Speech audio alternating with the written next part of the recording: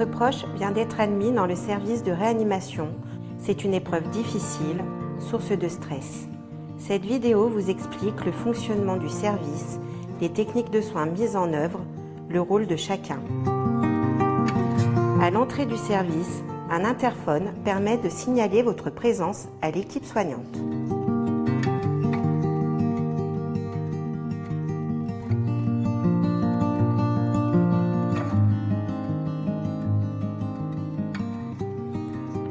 L'unité de réanimation se compose de 14 lits répartis en 2 secteurs symétriques, réanimation 1 et réanimation 2, avec 2 équipes soignantes distinctes.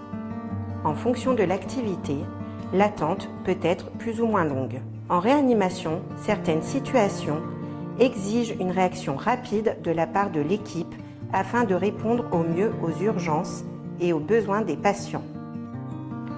Lors de votre première visite, un membre de l'équipe viendra vous accueillir.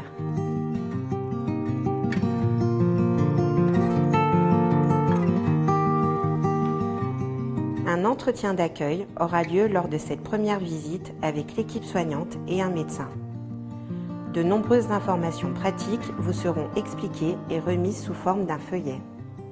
Ce premier échange sera suivi d'autres entretiens si nécessaire. L'équipe est consciente du rôle que vous tenez auprès de votre proche. C'est pourquoi les présences sont autorisées 24 heures sur 24. Cela ne veut pas dire que vous devez être présent 24 heures sur 24. Votre proche et vous devez vous reposer. Les présences sont limitées à 2 personnes à la fois et 4 maximum par jour. L'équipe soignante se réserve le droit d'adapter le nombre et les horaires de présence en fonction de l'état de santé de votre proche et des soins. Durant les visites, veuillez respecter le calme propice au repos de tous les patients, que ce soit dans les couloirs ou en salle d'attente. La visite des enfants est autorisée et encadrée au sein du service. Veuillez nous en informer afin de l'organiser au mieux et de préserver leur sensibilité. Pour les visites suivantes, veuillez vous annoncer à l'interphone et suivre les consignes données par l'équipe soignante. Respectez les consignes d'hygiène suivantes avant d'entrer dans les chambres et après en être sorti. Elles vous seront rappelées sur le portant à l'entrée du service et pourront être adaptées. Après toutes ces étapes, vous pouvez accéder aux chambres par la galerie. L'état de santé de votre proche nécessite de nombreux dispositifs médicaux présents en chambre qui peuvent être parfois impressionnants. Le scope permet aux soignants de surveiller en chambre et à distance le cœur, la tension et la respiration de votre proche. Le patient peut avoir besoin d'une aide respiratoire, soit à l'aide d'un masque VNI, soit avec une sonde d'intubation reliée à un respirateur. De nombreux médicaments sont administrés par voie intraveineuse à l'aide de différents cathéters. Certains de ces traitements nécessitent une administration en continu via un pousse-seringue électrique. D'autres appareils médicaux peuvent suppléer à la défaillance d'organes, comme une dialyse. Tous ces dispositifs peuvent engendrer différentes alarmes, qui sont reportées sur une unité centrale au centre du service, permettant une surveillance en continu du patient.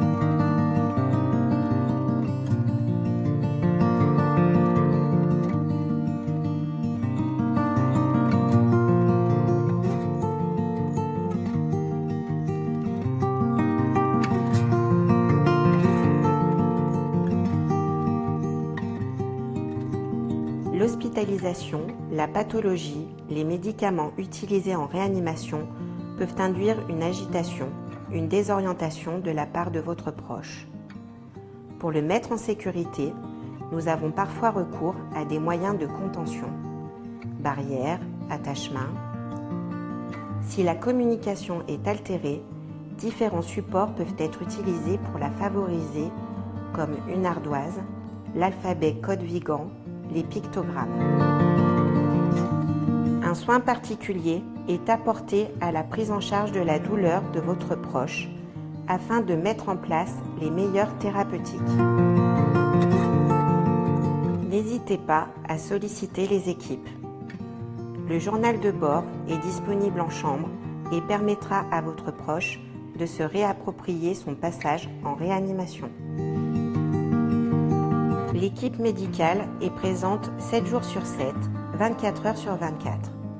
Il y a 2 équipes distinctes sur 24 heures, infirmiers et aides-soignants. L'équipe de jour et l'équipe de nuit travaillent en 12 heures.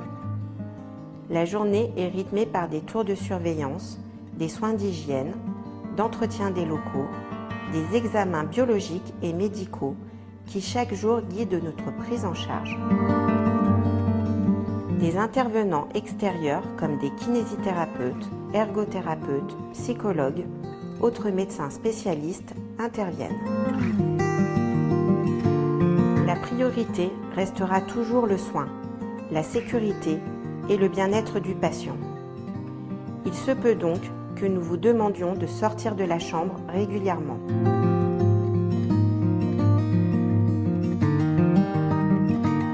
Vous pouvez être acteur de certains soins avec la supervision quotidienne de l'infirmier et de l'aide-soignant. Vous pouvez apporter des affaires personnelles de toilette et personnaliser la chambre avec des photos ou des dessins. Les informations médicales sont données aux patients en priorité. S'il n'est pas en capacité, ces informations seront données à la personne de confiance désignée en début d'hospitalisation par le patient. S'il n'en a pas désigné, il faudra que les proches choisissent une personne référente. Les informations seront données uniquement à ce proche qui se chargera de communiquer avec l'entourage du patient. L'équipe soignante reste joignable 24 heures sur 24. Si vous en ressentez le besoin, vous pouvez contacter la psychologue du service au 03 85 27 56 38.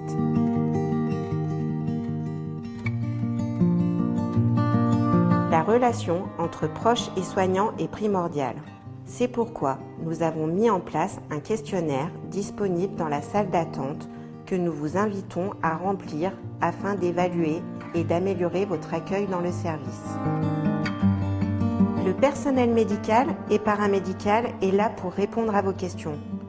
Les soins et la prise en charge des patients restant notre priorité.